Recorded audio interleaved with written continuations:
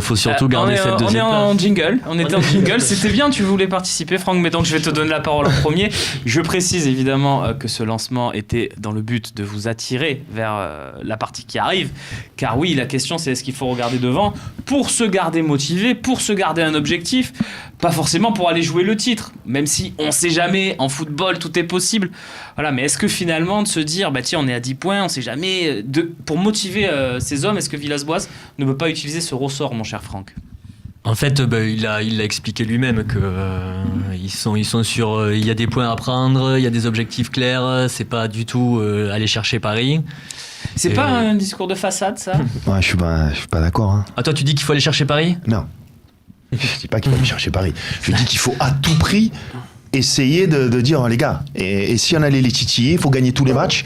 On va les recevoir. Au lieu on va les recevoir. Oui, mais pourquoi ? le problème, c'est que là, il y a 10 points. Si Paris perd ses 2 prochains matchs, on se prend la regarde de goal average. Pour 2 raisons. Oui. La première, c'est que tu maintiens ton groupe avec un objectif et que tant pis, tu as fait un nul, mais on veut gagner les 3 prochains matchs. C'est pas on va essayer de faire un nul à Rennes, on va essayer de on va essayer de gagner.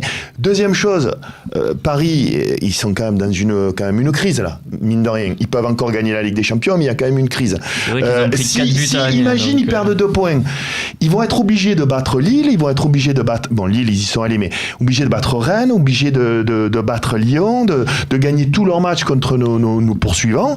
Et puis, tu donnes du piment au groupe, aux supporters, plutôt que de se dire, bon, là, on prend 1 point là, 3 points là, et puis on gère le matelas. Moi, je pense que c'est capital. Non, moi, ce que je dis, c'est que... Pour aller essayer de les titiller. Comme il l'a dit Andrés Villas-Boas, d'abord, effectivement, gagner ces 3 prochains matchs, et après, à partir de là, selon ce qu'a fait Paris, tu pourras en parler, mais enfin là, quand même...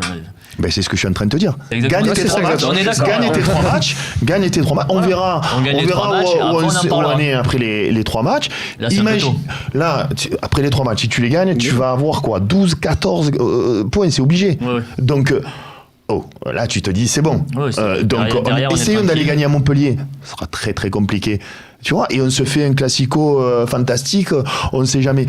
Non, mais c'est ça. Moi, c'est l'ambition, c'est l'envie. Essayer de booster tes joueurs plutôt que de dire, bon, les gars, on va gérer.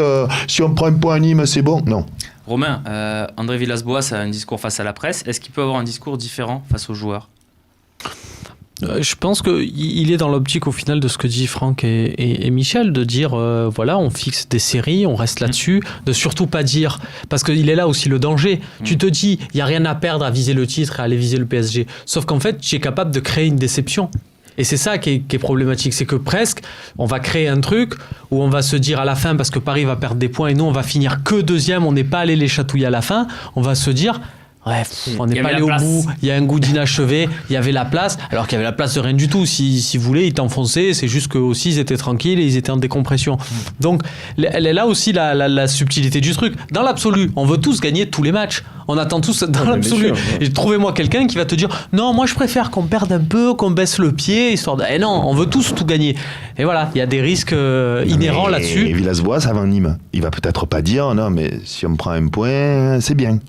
Tu vois ce que je veux te dire, ce qu'il a dit avant Bordeaux, avant Rennes, mais ça, justement, avant Lille. C'était une période qu'il avait bien identifiée, qui était difficile. On a fait le dos rond, on allait prendre les points qu'il fallait. On s'est surtout attardé à ne pas perdre. Mais là, du coup, je pense que c'est bon. Là, on est reparti sur. Et tu as bien compris que je crois pas au titre. Tu l'as bien compris, ça. Hein c'est une question de. Oui, surtout que si tu arrives à 2 points de Paris, après, ils vont rien lâcher. Qui a envie d'y croire quand même. On a tous envie d'y croire. Non. Je me dis avec cette équipe hallucinante, ce qu'ils ont fait à Lille pour moi, parce que pour moi, je persiste à dire qu'on est extrêmement moyen et qu'on est à 3 classes d'écart avec Paris. Ça a coûté des trucs d'ailleurs. Ouais, ça m'a coûté des trucs. Ouais. Mais ce que je veux dire, c'est que imagine tu gagnes ces 3 matchs et que PSG soit éliminé contre Dortmund. Ouais. Il y a le feu à Paris. Je te le dis. Ouais. Et donc, le classico, faut faire attention. Voilà. Mais j'y crois pas. Kevin, ça, c'est sa réponse donc. Maintenant, à une semaine du match, ça va commencer un peu à monter. À 3h du match, on va être totalement fou à faire des C'est tours tout autour du l'inverse. stade. Avant le match, il va dire on va en prendre 5, de toute façon, c'est mort. Je vais même pas le regarder, le match.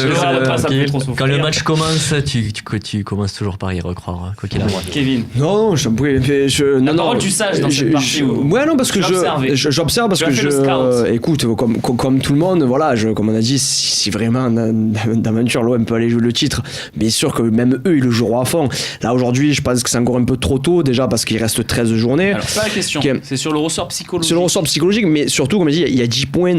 T'as 10 points d'écart avec Paris. Moi, j'ai pas peur parce que j'espère qu'ils vont être éliminés par Dortmund. J'espère vraiment qu'ils vont être éliminés par Dortmund. Mais je pense que s'ils se font éliminer dès les 8e de finale, ils vont cartoucher tout le monde en Ligue 1. Parce que le but, c'est après d'aller gagner le championnat et d'aller gagner. Moi, je vous dis qu'il n'y aura pas de crise. Moi, je vous dis sincèrement qu'il n'y aura pas de crise. Il n'y aura pas de crise. Il y aura la crise de la Ligue des Champions.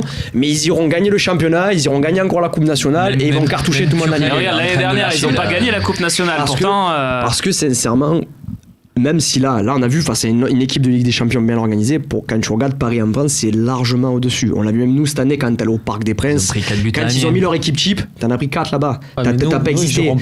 T'as pas existé. Mais voilà, exactement, t'as pas existé. Maintenant, comme dit Michel, si vraiment il y a opportunité, si d'ici les 3-4 journées de la fin, on a 3 points de Paris, mais bien sûr qu'on va aller jouer le titre, il va falloir aller, même avant, quand on va le recevoir chez nous, il va falloir les taper. Mais là aujourd'hui, il y a quand même 10 points d'écart.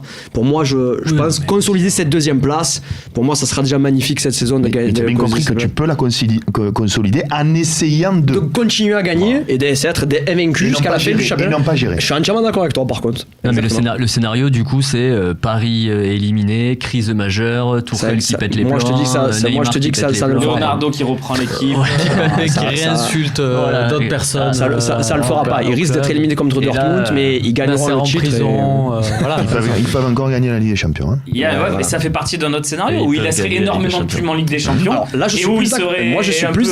Je vais pas fantasmer, mais je pense. Il ferait pas jouer Neymar, Mbappé en championnat. De mon point de vue, ça serait s'ils vont plus loin en Ligue des Champions, avec tout ce qui se passe, que ça continue à être un peu bizarre, j'avoue quand même. Je pense que là, tu fais pas quelque chose. Mais bon. Juste avant de clore cette partie, j'ai juste un petit message à faire passer. Pardon, juste avant, j'avais envie d'avoir un sondage à la fin de l'émission. C'est pas mal. Avez-vous envie de croire qu'on joue le titre? Cher lecteur, un truc comme ça, voilà, qui nous donne une tendance. Je fais confiance à Rémi Chabert qui gère les réseaux sociaux. Voilà, c'est un peu ça. Il va nous trouver une formule où on n'est pas ridicule. Parce qu'il faut quand même faire une formule où on n'est pas ridicule. Si l'OM joue-t-il le titre, on est ridicule. Donc Rémi va trouver quelque chose et il nous fera la petite surprise en fin d'émission. Et il me fracassera aussi en fin d'émission puisque je lui mets un petit coup de pression. Tu sais comment ça se passe. Ça peut être repris à Marseille déjà. Ils pensent qu'ils peuvent jouer le titre. C'est pour ça. Attention, Rémi a une grosse responsabilité. Tous les sujets qui existent, ils vont prendre que celui-là. Je vais finir sur un truc, c'est que toi comme moi, on s'amuse souvent sur ce plateau à chambrer Michel et même des fois en son absence. Mais on a Non, toi surtout. On le chambre sur sa capacité, voilà, des fois à s'enflammer ou à se désenflammer, on va dire ça comme ça, à se refroidir. Mais non, on a une grande chance d'avoir voilà, vraiment un journaliste passionné. Moi, je lui dis, voilà, je profite de ces émissions publiques pour dire que je l'admire, pour voilà, la passion qu'il arrive Moi aussi, je t'admire, Michel. à communiquer.